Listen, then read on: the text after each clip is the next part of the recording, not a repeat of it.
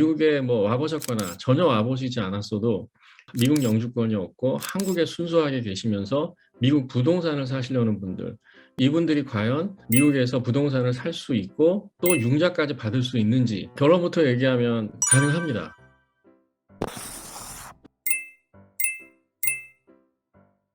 오늘은 미국 부동산 융자 전문가 다니엘 박과 함께 사람들이 가장 많이 궁금해하는 미국 부동산 융자에 대해서 알아볼게. 현지 전문가가 직접 알려주는 만큼 훨씬 정확하고 디테일한 정보 얻을 수 있겠지? 근데 그것도 굉장히 어렵지 않아요. 어렵게 생각하시는 분들도 있는데 준비만 돼 있으면 어렵지 않아요. 행정적인 절차는 물론 필요하겠죠. 그런 절차를 다 갖추고 있고 조건을 갖추고 있다면 투자할 자금이 있다면 미국에서 부동산을 사고 융자 받는 것은 그렇게 어려운 일은 아닙니다. 미국에 있는 시민권자, 영주권자하고 그렇게 차별받지 않고 거의 비슷한 뭐 이자율도 그렇게 많이 차이가 나지 않고요. 차별받지 않고 얼마든지 투자하실 수 있고 또 융자 받으실 수 있으세요. 구체적인 이자율과 대출 프로그램에 대해 알려주세요. 미국에서도 부동산을 살 때 기준이 프라이머리로 사는지, 세컨홈으로 사는지, 인베스트먼트 프로퍼티로 사는지 이 세 가지를 분명히 구별을 합니다. 미국 현지도 마찬가지예요. 근데 한국에 계신 분들이 미국 부동산을 살 때는 본인이 와서 살 집을 살 수는 없겠죠. 세컨홈으로는 가능하겠죠. 본인이 한국에 집이 있지만 미국에 세컨홈을 사서 내 별장처럼 쓰겠다. 이건 오케이, 가능해요. 그 다음에 가장 보편적인 것은 인베스트먼트 프로퍼티, 인컴 프로퍼티라고 하죠. 그걸 살 수 있는 거예요. 프로퍼티를 사서 비즈니스 하는 거죠, 일종의. 렌탈 인컴이 나온 걸로 자기가 수익을 창출하겠다. 그래서 내가 투자를 할 거야. 이 개념으로 하는 게 일반적이고 보편적인 론 프로그램으로 보시면 돼요. 그런데 프라이머리, 세컨, 인베스트먼트 순서대로 이자율이 좀 높아요. 프라이머리 자기가 살 집은 직접 들어가 살 집이 가장 이자율이 낮고 그 다음에 세컨홈, 인베스트먼트 프로퍼티가 이자율이 가장 높습니다. 가장 높은 데다가 포리너기 때문에 거기에서 이자율이 조금 더 올라가겠죠. 뭐 한 달 사이에 이자율이 한 1%, 1.5%가 확 올라 버렸어요. 그래서 인베스트먼트 프로퍼티도 작년만 기준으로 하면은 거의 4%대면은 살 수 있었던 것이 지금 한 5.5%, 6%까지 올라갔습니다. 미국의 영주권자, 시민권자도 모든 조건을 갖추고 론을 받아도 지금 4%가 넘어요. 5% 받는 경우도 힘들 거고요. 지금은 5.5, 6%까지도 올라갑니다. 5%, 6%그 사이로 형성됐다고 보시면 돼요. 미국 대출 정보는 어떻게 얻을 수 있나요? 직접 은행에 연락해서 내가 외국인인데 한국 사람인데 지금 집을 살려고 하는데 돈을 받을 수 있으니까 일일이 다 연락하면은 확인은 될 수 있겠죠. 근데 아시다시피 미국은 땅도 넓고 은행도 많고 랜더도 많고 뭐 1,000개가 넘습니다. 그 중에서 어떻게 그걸 일일이 다 전화 걸어서 확인을 하겠어요. 저 같은 브로커를 이용하시는 게 훨씬 더 안전하고 빠른 방법이에요. 대출 브로커는 무슨 일을 해주나요? 브로커라는 의미는 뭐냐면은 여러 그 모기지 렌더랑 계약을 맺고 그 렌더의 프로그램 상품을 저는 대신해서 팔아주는 사람, 대행을 해주고 중간에서 프로세싱을 하는 사람이거든요. 그렇기 때문에 저희 렌더 중에서도 어떤 렌더는 그 포리너한테 융자를 해주는 데가 있고 또 안 해주는 데도 있어요. 계약된 렌더는 포리너한테 기꺼이 융자를 해주기 때문에 그 렌더한테 저희가 부탁을 하고 그쪽에서 프로세싱을 하면 되는 거죠. 브로커 수수료는 얼마나 드나요? 외국인 융자라고 해서 수수료를 더 받는 건 아니에요. 보통 한 2% 정도 내외다라고 생각하시면 맞습니다. 대출할 때 필요한 서류는 무엇이 있나요? 외국인이기 때문에 특별히 더 추가로 내야 되는 뭐 서류를 좀 일단은 말씀을 드리면 여건이 있어야 되고요. 그래서 비자 면제국이다라는 확인 증명이 되면 비자가 없어도 융자 신청이 가능해요. 그렇지만 어떤 비자라도 미국 비자가 있는 경우에는 내가 없는 것처럼 하시면 안 됩니다. 있는 건 있다고 얘기하고 없으면 없다고 얘기하고 어떤 형태라도 비자가 있으면 비자를 반드시 제출하셔야 돼요. 텍스에 관련해서 또 그 리포트하는 서류가 하나 있습니다. 예, 그 서류를 작성해 주시면 되고요. 미국 부동산 관련 대출을 할 때 따로 주의사항이 있나요? 미국에서 융자를 받을 때에는 한국에 있는 어카운트를 쓸 수가 없어요. 에셋을 증명하는 과정에서 돈을 보여줘야 되는데 그거는 한국에 있는 은행에서 영문으로 발급받아가지고 보내주면 돼요. 내가 이렇게 돈이 있어. 보여주되 부동산을 사고 돈을 받고 클로징 할 때까지 그 돈이 한국에 있는 돈이 미국으로 송금이 돼야 되거든요. 송금도 바로 뭐 하루 이틀 만에 되는 게 아니고 또 시간이 걸리기 때문에 미리미리 또 준비를 하셔야 되는데 그래서 반드시 미국에 어카운트가 있어야 됩니다. 미국의 본인 명의 내지는 인베스트먼트 프로퍼티 같은 경우에는 LLC 법인을 오픈해가지고 하는 경우가 굉장히 많거든요. LLC 이름으로, 본인 이름으로 어카운트가 오픈이 돼 있어야 돼요. 그렇다면 LLC로 투자하는 것이 유리한가요?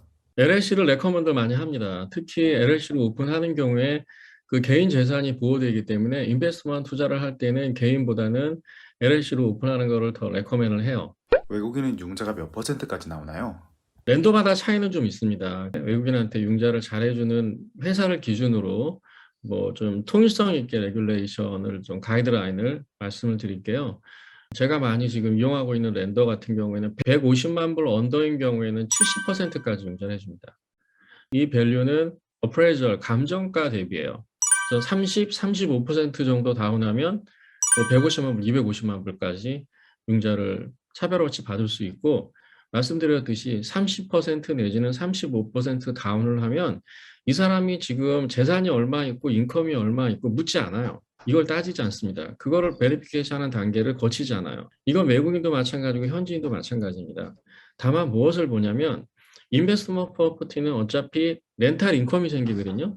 렌탈 인컴이 생겼을 때 예를 들어서 100만 불짜리 집인데 내가 30% 다운을 하고 70만 불 융자를 받아요. 대략 페이먼트 내는 것이 원금하고 이자, 그다음에 프로퍼티 텍스, 그다음에 프로퍼티 인슈런스, 그다음에 그 호머너 어소시에이션에서 뭐 관리비 같은 그런 비용이 있죠. 이걸 다 포함해서 렌탈 인컴보다 이게 작으면 돼요. 그러니까 렌탈 인컴이 예를 들어서 뭐 100만 불짜리 집에서 한 5천 불이 나온다. 근데 내가 페이만 하는 돈이 5천 불이 안 넘으면 되는 거예요. 예, 그런 집을 사야 되는 겁니다. 예를 들어서 싱글하우스 같은 경우에는 같은 100만 불이라 그래도 여기서 렌탈 인컴 벌 수 있는 게 뭐 4천 불, 4,500불밖에 안 돼요. 그런 경우에 다운을 더 해야만 집을 살 수 있겠죠. 저는 30% 다운해가지고는 살 수 있는 집이 그닥 많지 않을 거라고 봐요. 최소한 35%, 40%까지는 준비하거나 이자율을 낮추기 위해서는 50%, 반 정도는 준비를 하셔라라고 레커멘을 해요. 왜냐하면 이 비율, LTV 비율이 낮을수록 좋은 이자율을 주거든요. 이게 높을수록 자기네들이 융자 금액이 많아지면 많아질수록 리스크가 있기 때문에 이자율과 비용이 올라갑니다. 그래서 충분히 다운 페이먼을 한 50%까지 하면 제일 좋고 아무리 못해도 35%, 40%까지는 준비하시는 게 안전하죠. 그래서 그렇게 됐을 때 렌탈 수익을 가지고 그러니까 모든 페이먼을 다 하고 뭐 텍스까지 인슈런스까지 다 하고도 거기에서 뭐 한 1,000불 정도가 남기 때문에 가능한 겁니다. 뭐 노후 대체용으로 실질적으로 인컴 제너레이션을 하기 위해서 집을 산다면 융자에 포커싱하기보다는 그 집의 밸류와 렌탈 인컴이 얼마나 나오느냐를 좀 봐야 되거든요. 그래서 최대한 다운 페이먼을 많이 해야 자기가 페이먼 하는 돈이 적어지기 때문에 그만큼 수익을 낼 수 있겠죠. 예를 들어서 페이먼 하는 돈과 렌탈 인컴이 똔똔 맞춰버렸다. 그럼 융자는 돼요. 거기까지가 맥스예요. 그렇지만 자기한테 남는 돈은 손에 쥐어주는 돈은 아무것도 없는 거거든요. 거기에다가 부가적으로 들어가는 비용이 있을 수밖에 없을 거예요. 이렇게 어느 정도 충분히 다운페이를 많이 하고 해야 실질적인 수익이 나지 장기적인 것만 노리고서 맥스로 대출을 받아가지고 하는 경우에는 실질적으로 손해볼 수도 있다. 단기적으로는. 미국은 융자를 받을 때 크레딧이 중요하다고 들었습니다. 크레딧 없이 외국인도 대출이 가능할까요? 상관없어요. 살 수 있습니다. 어떤 랜더 같은 경우에는 인터내셔널 크레딧 리포트를 요청하는 데도 있는데 번거로워요, 그것도. 그렇게 요청하지 않는 랜더를 찾아가면 돼요. 그래서 보통 미국은 뭐 700점 이상 스코어하면 뭐 740, 760이면 굉장히 좋은 스코어고 그 미치면은 약간 미들 스코어인데 외국인 같은 경우에는 하이 스코어를 잡아주진 않고 대개 한 680점 정도의 스코어로 가늠해서 그 기준으로 융자를 해주는 거죠. 근데 다만 이제 뭐 LLC를 오픈을 하거나 아니면 개인이 미국에 들어와서 크레딧을 싼 기록이 있습니다. 그런 경우에는 제출해야 돼요.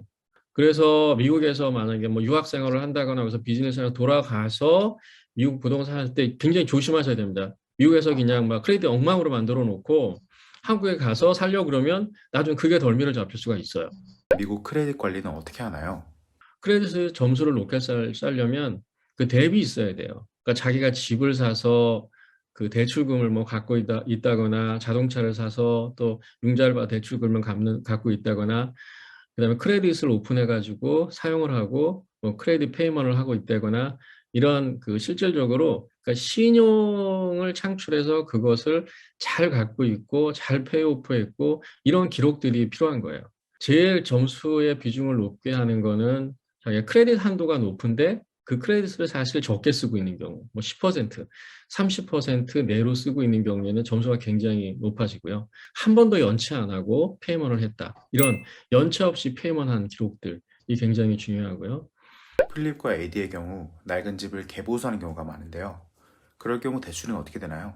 특히 그 플리핑 같은 경우에 하드머니를 많이 이용하거든요. 왜냐하면 거의 뭐 무너져가는 집, 굉장히 밸류가 지금 낮은 집, 그렇지만 그 지역적으로는 밸류가 높은 집, 리모델링 하거나 집을 다시 리컨스트럭션 했을 때는 굉장히 밸류를 높일 수 있는 그런 시세 차익을 노리는 건데, 그런 경우에는 거의 풀 캐시로 들어가지 않으면 집을 빨리 잡을 수가 없어요. 뭐 론을 받아가지고 이렇게 하니까. 그래서 하드머니를 쓰는 겁니다. 그래서 미국은 하드머니 개념이 그 사채가 아니에요. 하드머니를 취급하는 사람이 개인도 있지만 굉장히 많은 금융기관들이 하드머니를 취급하고 이자율이 조금 높을 뿐이지 일반 랜더하고 프로세스는 같습니다. 굉장히 같지만 굉장히 빨리 신속하게 처리가 되는 거죠. 그래서 하드머니를 한 6개월, 아무리 길게 써도 1년 이상은 안 쓰죠. 그 안에 다시 리파이낸스를 한다거나 집을 팔게 되면 그만큼 밸류가 높아지니까 다 페이오프 시킬 거고, 본인이 살게 되더라도 다시 재융자를 받는 방법을 택하게 되죠. 오늘 미국 부동산 융자 전문가 다니엘 박과 함께 미국 부동산 융자에 대해 알아봤어. 어때? 유익한 시간이었지? 앞으로도 알차고 다양한 미국 부동산 정보 가져오도록 할게. 미국 부동산의 모든 것, 크릭.